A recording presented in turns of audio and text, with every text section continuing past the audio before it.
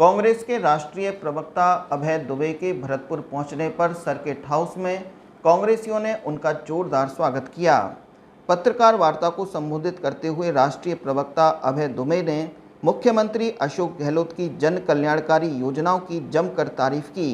उन्होंने केंद्र की भाजपा सरकार पर भी जमकर हमला बोला। उन्होंने ईआरसीपी मुद्दे को लेकर कहा कि भाजपा ईआरसीपी के मुद्दे को लेकर राजनीति कर रही है। कांग्रेस जिलाध्यक्ष दिनेश सूपा सहित कई पदाधिकारी मौजूद रहे। को समृद्ध बनाने के लिए, नारी को टेक्नो सेवी बनाने के लिए एक बड़ी स्कीम हम लोगों ने 10 अगस्त से प्रारंभ की है। 40 लाख बहनों को स्मार्टफोन हम लोग देने का काम प्रारंभ कर चुके हैं और गारंटी कार्ड हम उनको प्रोवाइड कर रहे हैं ताकि 1 करोड़ बहनों को ये स्मार्टफोन हम और उपलब्ध करा सकें। एक बड़ा निर्णय और हम लोगों ने लिया है, वो है पुरानी पेंशन योजना, ओल्ड पेंशन स्कीम। राजस्थान सहित जहां कांग्रेस पार्टी की सरकारें को लगता है कि उसकी अनुकूलता है, वहां हम इस योजना को लागू कर रहे हैं, जिसके लिए कहा जाता है, भारतीय जनता पार्टी कहती है कि स्टेट इकोनॉमिकली स्पॉइल हो जाएगा। मैं पूछना चाहता हूं कि अगर शासकीय कर्मचारी जो गवर्नेंस में अपनी महत्वपूर्ण भूमिका निभाते हैं, क्या हम उन लोगों के साथ अन्याय करें? उनकी पेंशन का जो न्यू पेंशन स्कीम है, कई लोगों को 1000-1500 रुपये मासिक पेंशन मिल रही है, तो क्या हम उन लोगों से न्याय कर रहे हैं? ये देश भर में भारतीय जनता पार्टी के लोग कहते हैं कि स्टेट स्पॉइल हो गई इसके कारण। अरे साहब, अभी तो ओल्ड पेंशन स्कीम ही चल रही है। 2004 के बाद जिन लोगों ने ज्वाइन किया है वो 28-30 साल में रिटायर हो गए। तो आज सारी स्टेट्स में ओल्ड पेंशन स्कीम है। छत्तीसगढ़ ने इस स्कीम को 2012 में बंद किया था, केरला ने 2010 में बंद किया था, त्रिपुरा जैसे भारतीय जनता पार्टी के राज्य में अभी भी ओपीएस है, वेस्ट बंगाल में है।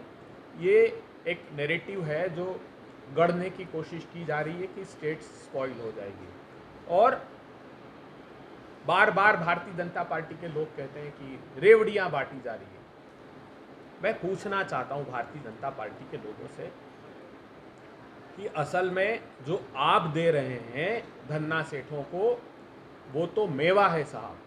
आपने क्या किया? PLI, production link incentive scheme लेकर आए। ढिंडोरा पीटा की बहुत बड़ा मैन्युफैक्चरिंग का हब हमारे यहाँ मोबाइल का बन गया, उसको इंसेंटिवाइज कर रहे हैं, सिर्फ असेंबल कर रहे हैं। सारी चीज़ें आप विदेशों से लेकर आ रहे हैं, उसको इंसेंटिवाइज कर रहे हैं। तो जो हमने 1,60,000 करोड़ रुपए का, 90,000 करोड़ रुपए का प्रोविज़न रखा है, वो मेवा है। जो आपने 10-12 लाख करोड़ रुपए के नॉन परफॉर्मिंग असेट्स को वेव ऑफ किया है धन्ना सेठों के लिए, वो मेवा है। जो आप नया आईबीसी कोड, इन्होंने 2016 में कहा कि हम बैंक करप्सी कोड लेकर आए हैं, और ये बहुत बड़ी योजना है जिससे हम इंडस्ट्री को रिवाइव करेंगे। क्या खेल चल रहा है वो मैं बताना चाहता हूँ। उस बैंक करप्सी कोड में 8-8, 10-10 हज़ार करोड़ रुपए का जिन लोगों का डेट्स है, बैंक का कर्ज है, उनको 2-2, 300 करोड़ रुपए में सिर्फ सेटल कर रहे हैं, और बाकी का पैसा काले धन के रूप में ये लोग ले रहे हैं। 5,38,000 करोड़ रुपए जो कह रहे हैं ना खाता हूँ ना खाने देता हूँ, तो ये खाने का खेल चल रहा है, लेकिन गरीबों के लिए ये रेवड़ियाँ बता रहे हैं उसको। तो हमें प्रसन्नता है इस बात की कि हाँ, हम प्रसाद रेवड़ियों का उन अंतिम पंक्ति में खड़े हुए लोगों को दे रहे हैं जो उसके हकदार हैं। और ऐसी ही सारी स्कीम सारी स्टेट्स में, ये सिर्फ राजस्थान का प्रश्न नहीं है, कर्नाटका में भी देखेंगे तो हमने महिलाओं के सशक्तिकरण के लिए, जैसे यहाँ पर बस का आधा किराया किया, वहाँ पर भी हमने बस शक्ति, नारी शक्ति के नाम पर वेव ऑफ की। आप जानकर हतप्रभ रह जाएंगे कि एक माह में 16 करोड़ बहनों ने वहाँ पर मुफ्त में यात्रा की। वहाँ पर हमने नारी सम्मान प्रारंभ किया, 2,000 रुपये महीने बहनों को दे रहे हैं, 1,35,00,000 बहनों को हम वहाँ पर दे रहे हैं।